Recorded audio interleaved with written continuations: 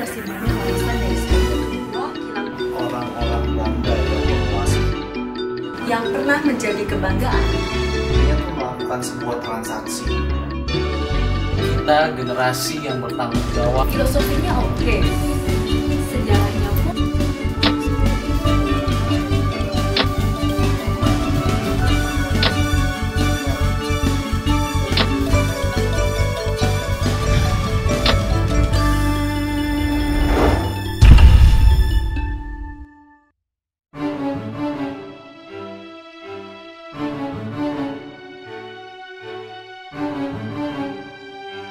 Kita dengar minyak cadangan kita katanya sih kira-kira ada informasi yang bisa.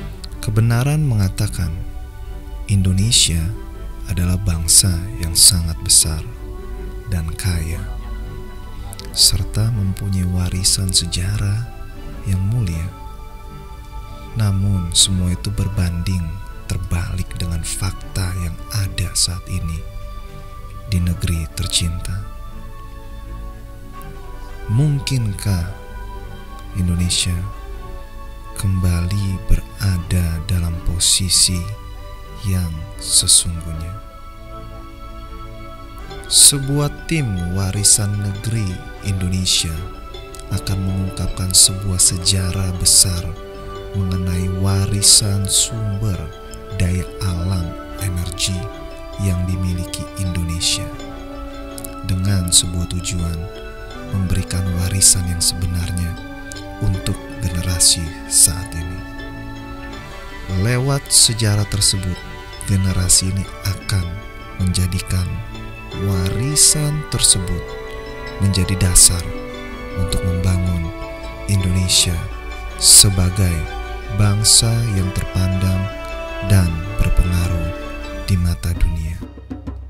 Saya dan tim mencoba menemukan apa yang menjadi warisan sumber daya alam energi yang dimiliki kita. Dan kami rasa minyak bumi yang ada di tanah air kita adalah warisan Indonesia. saat mendapatkan tugas tersebut, saya jadi berpikir, di mana ya lokasi yang tepat untuk mendapatkan informasi tersebut? Minyak. Saya mulai berpikir sih, siapa yang dapat memberikan informasi mengenai minyak? Saya sangat tertarik banget dengan minyak bumi.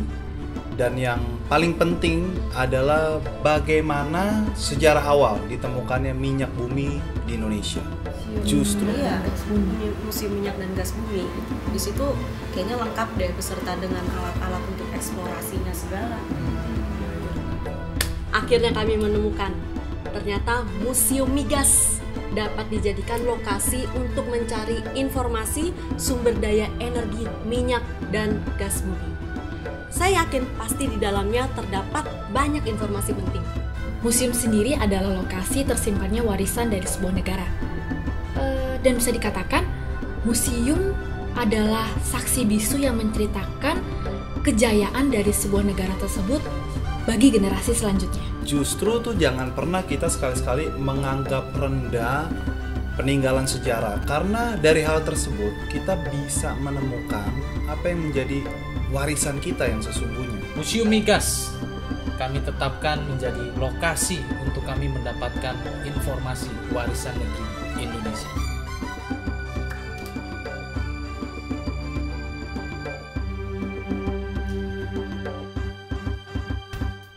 Tim Warisan Negeri Indonesia bersiap-siap untuk menuju lokasi tersebut. Pencarian lokasi Museum Migas serta informasi yang menyangkut di dalamnya pun dipersiapkan sebelum keberangkatan. Dengan berbekal keyakinan dan hati yang teguh, tim bersehati untuk menemukan apa yang menjadi warisan anak bangsa.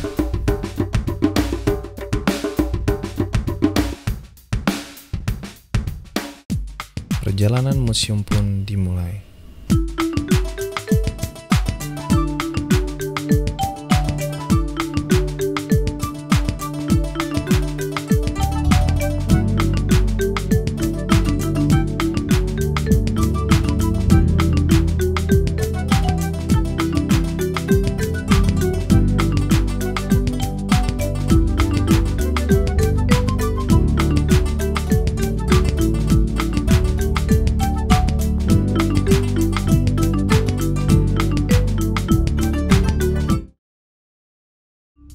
Museum Migas berlokasi di Jalan Raya Taman Mini.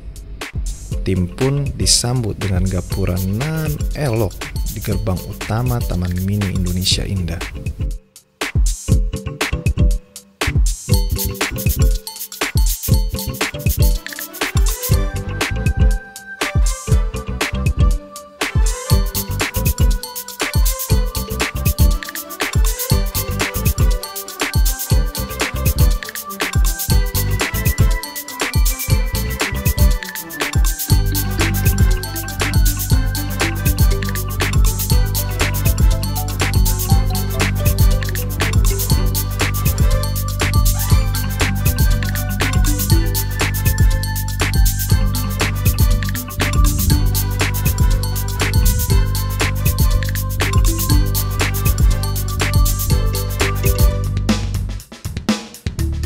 Suasana keindonesiaan pun sangat kental saat tim menuju Museum Migas. Tidak disangka, ternyata Indonesia sangat luar biasa.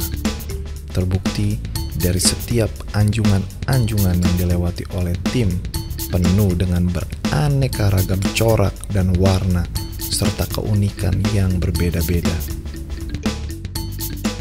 Tim pun sangat penasaran dan bersemangat karena mereka melihat anjungan-anjungan tersebut sangat merepresentasikan kekayaan Indonesia.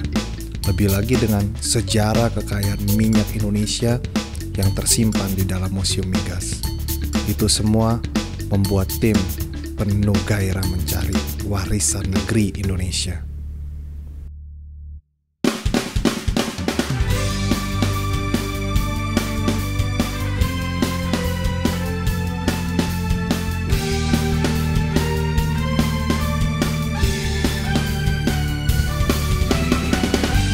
Akhirnya tim sampai di Museum Migas.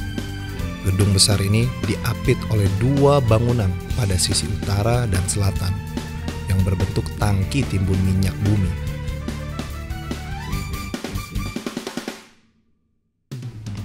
Dikelilingi dengan danau serta jembatan yang menjadi penghubung menuju museum. Sepintas, gedung Museum Migas tampak seperti sebuah anjungan minyak di lepas pantai yang berdiri megah di atas laut.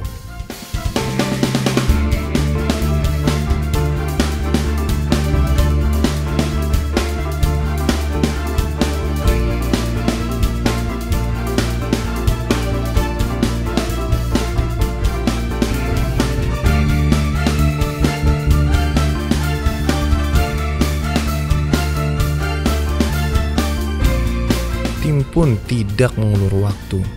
Dengan rasa semangat yang tinggi, tim melangkahkan kaki menuju gedung utama museum.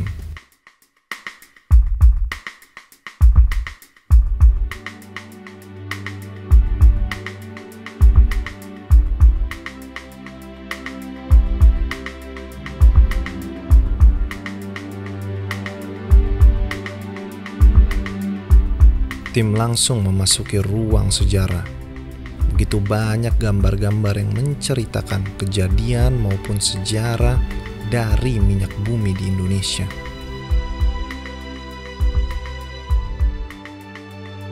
Tim pun mulai mencari dan meneliti apa yang sesungguhnya menjadi warisan negeri Indonesia di dalam museum ini.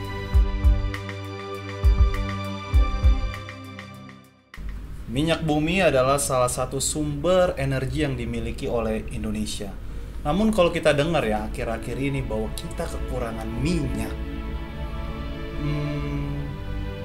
Kalau saya melihat kilang minyak pertama terpadu di dunia yang pernah ada di Indonesia.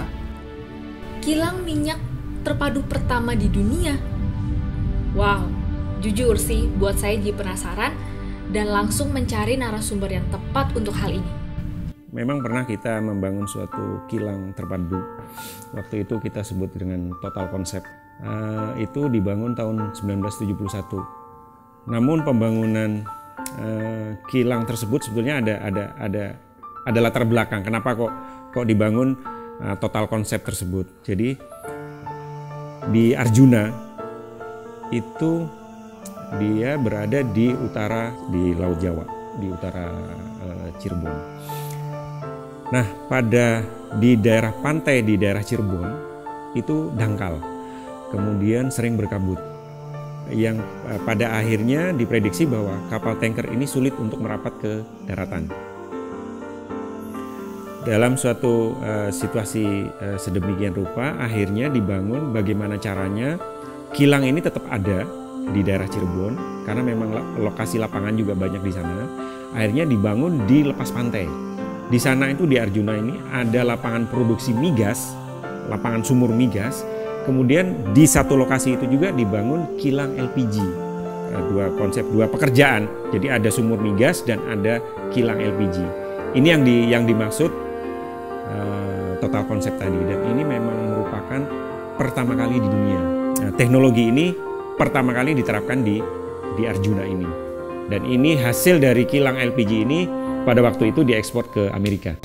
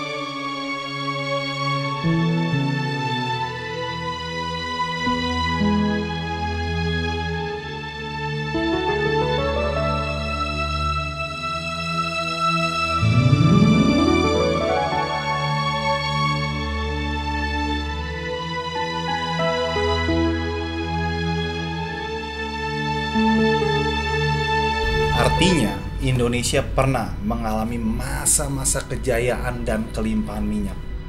Di era Repelita ini memang era keemasan migas di Indonesia. Dan di situ memang pengusahaan industri migas itu memang dalam skala besar di sana. Dan pada akhirnya dunia luar itu memang melihat bahwa di Indonesia ini potensi industri minyak itu memang besar. Pada waktu itu industri perminyakan itu lebih terprogram, terprogram. Dan program konsep ini dituangkan di setiap era Pelita ini.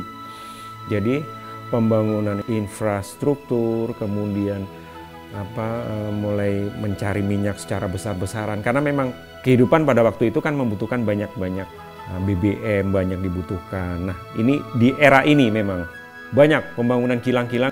Terutama yang kita ekspor itu gas, LPG, LNG itu kita ekspor. LPG ke Amerika pernah, ke Jepang, Taiwan, Korea itu. Justru pernah Indonesia itu menjadi negara pengekspor LNG terbesar di dunia. Salah satu sumber devisa negara supaya kehidupan bangsa Indonesia itu tetap berjalan, eksis, itu hanya dengan minyak. Sampai beberapa tahun yang lalu, devisa negara itu disumbang oleh industri perminyakan itu 60%. Jadi memang dari awal berdirinya negara Indonesia, itu memang sumber devisa negara itu memang dari perminyakan. Makanya pada era Pak Presiden Soeharto pada waktu itu, bagaimana caranya supaya pembangunan ini berjalan lancar, kemudian tentunya kebutuhan BBM meningkat pada waktu itu, kemudian BBM, kemudian devisa, dan itu diambil dari industri perminyakan.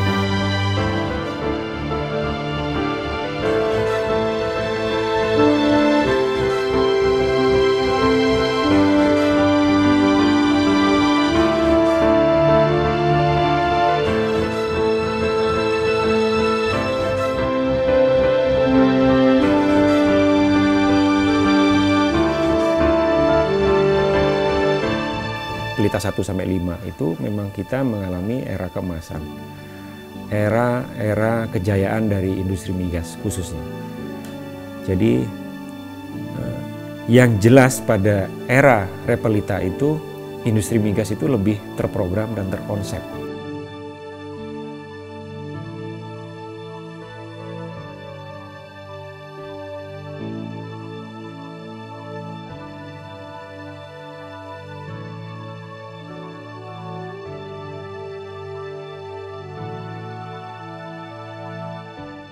Nah, ada satu lukisan yang cukup menarik perhatian saya.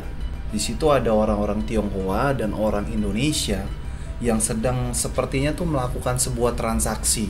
Saya nggak tahu sih mereka mau transaksi apa. Yang keluar ke permukaan ini yang ditemukan oleh Kerajaan Sriwijaya pada waktu itu. Mereka menemukan lumpur hitam ini, tidak mengerti untuk apa ini lumpur hitam ini. Ada masyarakat di luar Kerajaan Sriwijaya hadir di dalam rangka perdagangan, tukar menukar perdagangan. Mereka hadir di Kerajaan Sriwijaya. Mereka melihat bahwa, loh, ini ada minyak, ada kerosin, gitu. Di negeri mereka, di negeri Cina, itu minyak kerosin ini sudah dimanfaatkan. Akhirnya rakyat Sriwijaya pada waktu itu mereka barter. Mereka membawa berkuci-kuci minyak mentah, minyak lumpur hitam tadi dibawa ke negeri Cina. Kemudian dari negeri Cina mereka membawa macam-macam kebutuhan di Kerajaan Sriwijaya pada waktu itu.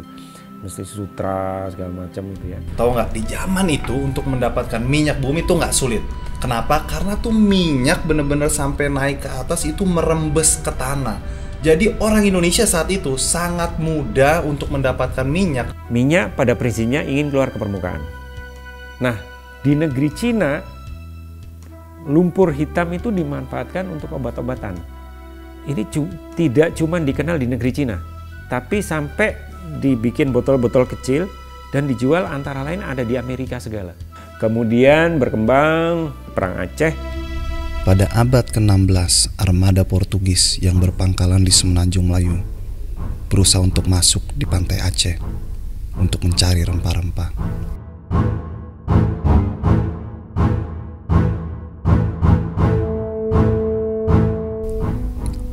Armada yang dipimpin oleh Laksamana Alfonso de Albuquerque langsung dapat dikalahkan oleh rakyat setempat hanya dengan menggunakan senjata bola-bola api yang dilontarkan bagaikan hujan ke arah lawan.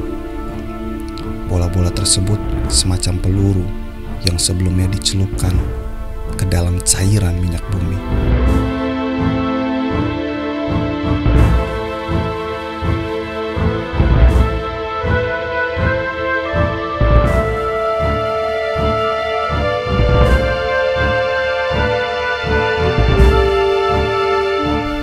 Peluru tersebut membakar layar-layar kapal Portugis sehingga membuat mereka melarikan diri dari pantai Aceh.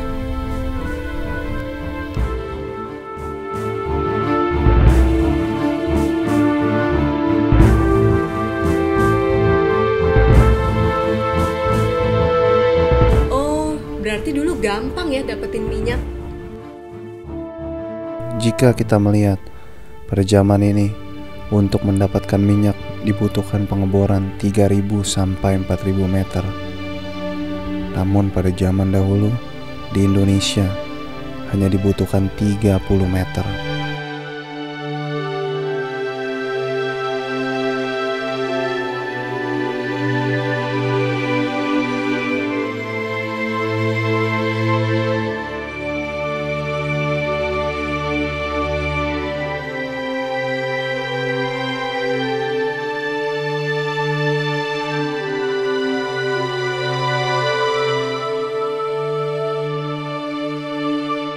Ternyata, teknik pengeboran pertama kali di Indonesia itu ditemukan oleh Jan Rering.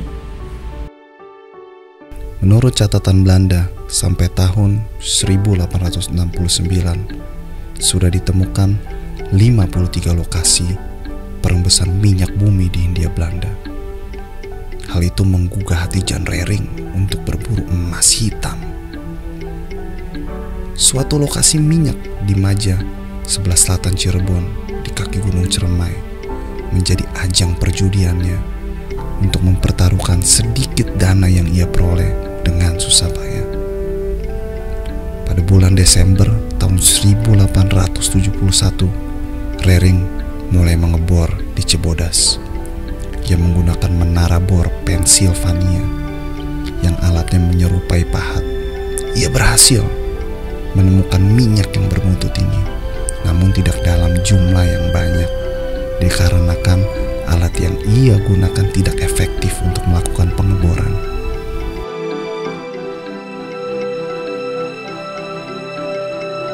Namun tim menemukan bahwa Aiko Jan Zilker adalah seorang tokoh yang melakukan pengeboran minyak secara komersil dengan jumlah yang sangat besar. Aiko Jan Zilker ini adalah orang Belanda. Dia berhasil menemukan minyak dalam jumlah yang komersial. Orang tuanya seorang parlemen di negeri Belanda. Akhirnya dia berlabuh di Jawa Timur, daerah Ngembeh, dan dia membuka suatu pertanian tembakau di sana. Suatu saat dia ingin mengembangkan perkebunan tembakonya ke arah Sumatera. Akhirnya dia berangkat ke arah Sumatera. Pada suatu sore, si Zilker ini dia berteduh di satu gudang tembakau. Ada salah satu mandornya yang membawa obor. Beliau nanya, kamu membuat obor ini dari apa? Akhirnya ditunjukkanlah ke suatu tempat, dan Zilker pada waktu itu melihat ini kubangan minyak. 1880 mulai menemukan bahwa di situ ada kubangan minyak. Dia melakukan komunikasi dengan kolega-koleganya, mengurus segala sesuatunya. Akhirnya dia melakukan eksplorasi pertama kali itu 1883. Sumur yang pertama kali menghasilkan minyak dalam jumlah komersial tersebut itu dinamakan dengan sumur Telaga Tunggal 1. Jadi itu yang sampai sekarang menjadi semacam monumen di situ, bahwa ini sumur yang memang pertama kali menemukan minyak dalam jumlah yang besar, sumur Telaga 1. Itu di daerah Langkat, Sumatera Utara. Ini yang menjadi tonggak dimulainya usaha penambangan minyak di Indonesia. Dulu pada tahun 1985 itu pemerintah akan memperingati 100 tahun pengusahaan minyak bumi di Indonesia, dibentuk panitia. Pada saat itu timbul gagasan untuk menandai peristiwa itu dengan mendirikan sesuatu yang monumental. Dari pembicaraan-pembicaraan panitia itu yang terdiri dari para pakar minyak dan gas bumi dan ilmu pengetahuan iptek migas, itu akhirnya timbul hasil gagasan itu mendirikan sebuah museum dan pusat ilmiah minyak dan gas bumi yang diberi nama Geraha Widya Patra, yang artinya Geraha itu tempat atau rumah, Widya itu ilmu, Patra itu minyak, jadi rumah tempat ilmu minyak. Gagasan itu disampaikan ke Presiden RI Bapak Soeharto waktu itu. Kemudian ditanggapi sangat baik dengan Ibu Tien Soeharto selaku Ketua Yayasan Harapan Kita. Selama proses berjalan itu ada perdebatan lah, nama museum dan pusat ilmiah minyak dan gas bumi ini dianggapnya terlalu muluk gitu ya, bahwa ini bukan untuk penelitian. Terus diganti menjadi Museum Minyak dan Gas Bumi Geraha Widya Patra atau biasa disingkat Museum Migas Gawitra. Berfungsi sebagai media penyebar informasi iptek migas dan segala aspeknya.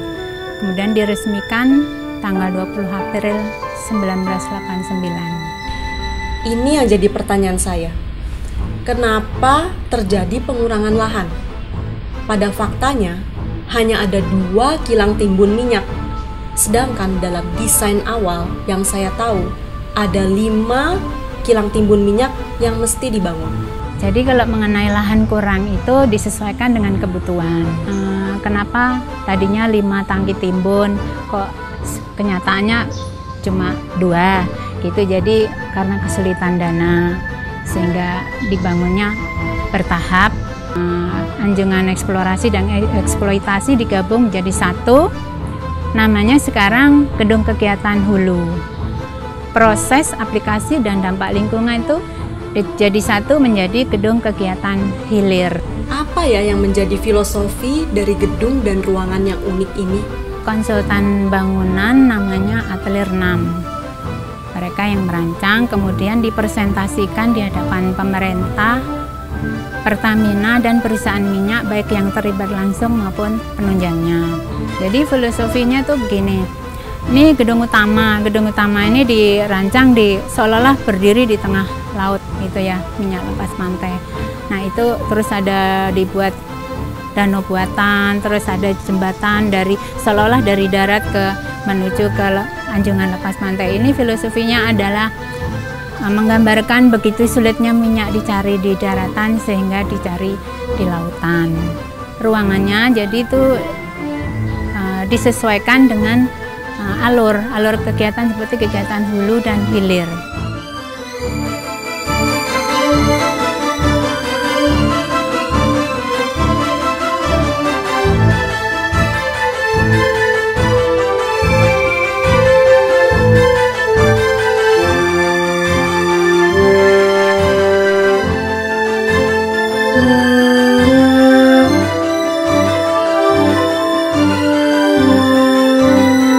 Filosofinya oke, sejarahnya pun bagus.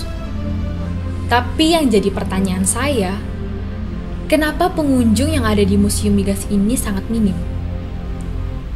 Padahal harga tiket itu hanya Rp2.000. Yang pernah menjadi kebanggaan buat museum ini, Presiden Uni Emirat Arab pernah berkunjung pada tahun 1990. Otomatis hal ini juga menjadi kebanggaan buat bangsa Indonesia. Tapi bagaimana dengan kita saat ini? Kayaknya sudah waktunya deh, terutama anak-anak muda, untuk mencintai sejarah yang tersimpan di setiap museum. Karena ini yang saya tahu, kalau kita tidak mengetahui sejarah, berarti kita membuka diri untuk dijajah. Dulu pada tahun 89 sampai 2003 itu memang banyak peristiwa yang terjadi di sini membuat Museum Migas ini dikenal. Setiap ada tamu negara itu selalu berkunjung ke sini, mampir ke sini. Kemudian museum ini menjadi tujuan studi banding di seluruh museum di Indonesia.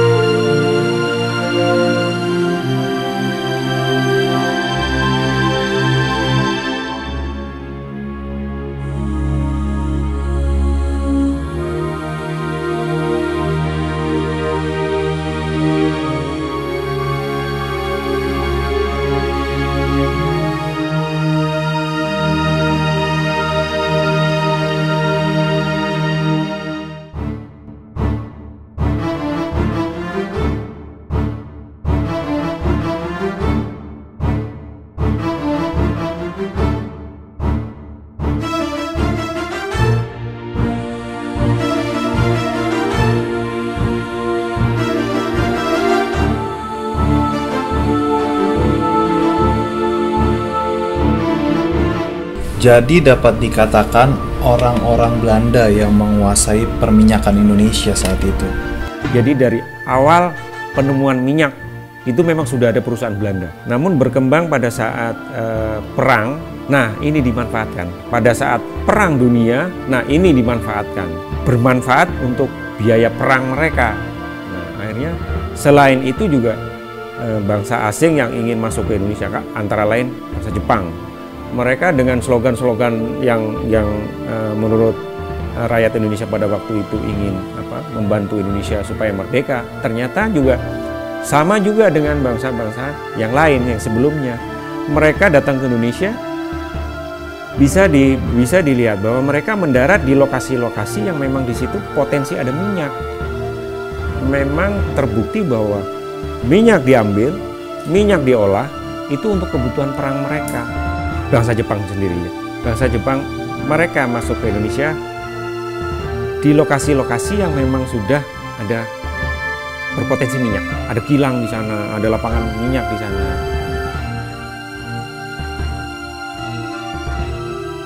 Belanda pernah menikmati minyak bumi kita.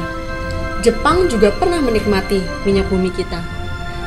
Tapi bagaimana dengan nasib minyak bumi di Indonesia setelah Indonesia memproklamirkan kemerdekaan? Lalu apa ya yang dilakukan anak-anak bangsa pada saat itu untuk memanfaatkan minyak bumi yang ada di Indonesia? Nah setelah Indonesia merdeka, sudah memproklamirkan bahwa Indonesia merdeka, ternyata masih ada juga bangsa asing yang ingin masuk ke Indonesia. Karena satu, Di Indonesia itu banyak minyak. Pemuda-pemuda pada waktu itu yang mereka bekerja di industri perminyakan, ini dengan segala perjuangannya,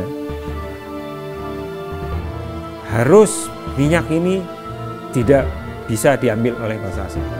Kilang ini tetap milik kita. Kalau tetap gak bisa, dibakar. Jadi bumi hangus. Banyak waktu itu kilang di bumi hangus karena supaya tidak bisa diambil oleh bangsa asing, bangsa Jepang atau bangsa Belanda. Banyak pemuda-pemuda kita pada waktu itu memang memanfaatkan minyak ini agar minyak ini bisa dipakai untuk menjelaskan kepada dunia luar bahwa Indonesia itu merdeka.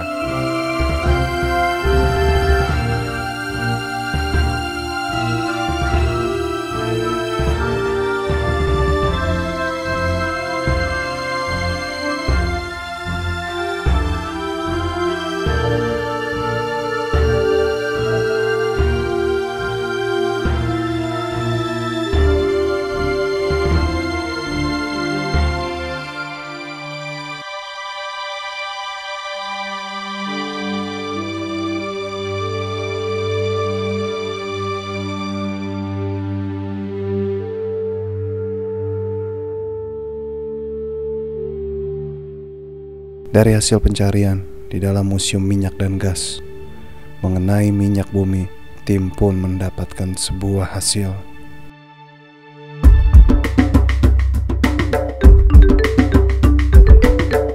Dari sejarah yang kami dapatkan, kami menyimpulkan bahwa Indonesia pernah menjadi kiblat minyak dunia pada era-era tahun 70-an sampai tahun 80-an.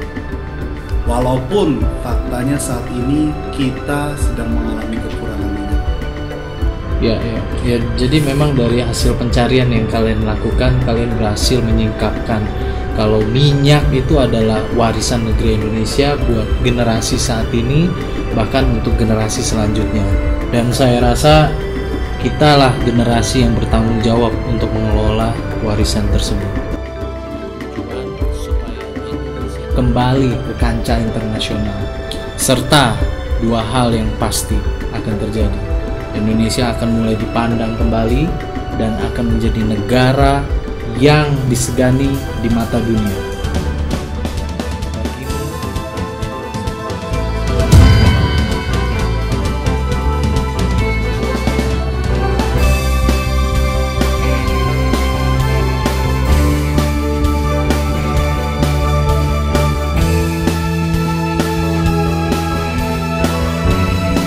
Dari pencarian ini, kami tim Warisan Negeri Indonesia sangat menyadari bahwa Indonesia mempunyai sejarah yang besar dan patut dibanggakan oleh generasi saat ini dan generasi penerus sebagai warisan negeri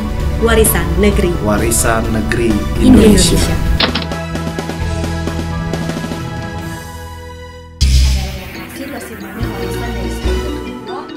Orang-orang Belanda yang menguasai, yang pernah menjadi kebanggaan. dia melakukan sebuah transaksi. Kita generasi yang bertanggung jawab. Filosofinya oke,